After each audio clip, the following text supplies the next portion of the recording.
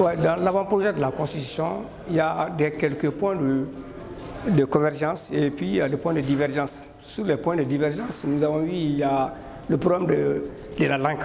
Parce qu'aujourd'hui, nous avons 13 langues nationales, mais en dehors de ça, il y a des dialectes.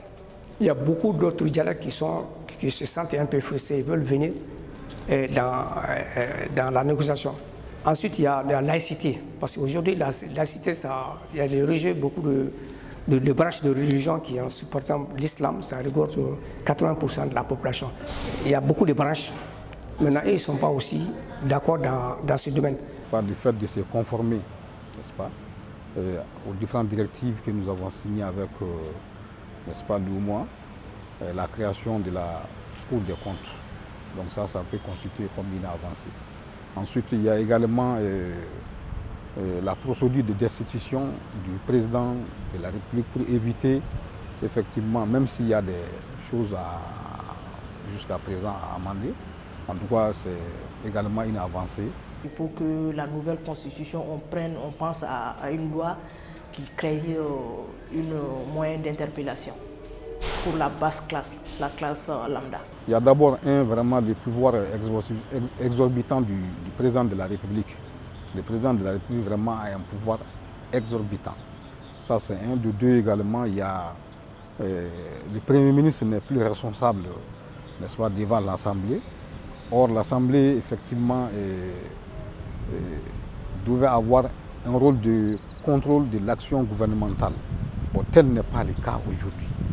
Donc ça c'est diminuer un peu le pouvoir de l'Assemblée vis-à-vis de l'exécutif. Donc ça c'est, je pense que moi je trouve que c'est un point de recul. Le fait que le président soit effectivement le président, n'est-ce pas, de la magistrature suprême, effectivement, de la magistrature suprême, voilà, donc ça aussi, ça peut empiéter un peu en quelque sorte sur l'indépendance de la justice. Il faut avoir un consensus, toutes les couches de la société qui soient invitées, sensibilisées, en tout cas les faire venir envoyer des propositions pour que tout le monde puisse accepter et que l'ensemble on puisse en tout cas faire quelque chose de potable. Mais tant qu'il y a l'absence remarquée de certaines couches, vraiment, il y aura un peu la peine en tout cas de faire une bonne rédaction. Il faut aller à la population, les expliquer qu'est-ce que c'est que la nouvelle constitution, qu'est-ce qu'ils veulent.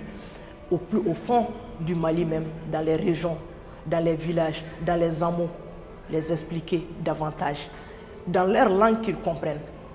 Et que les gens qui parlent les expliquer, il faut qu'ils les connaissent.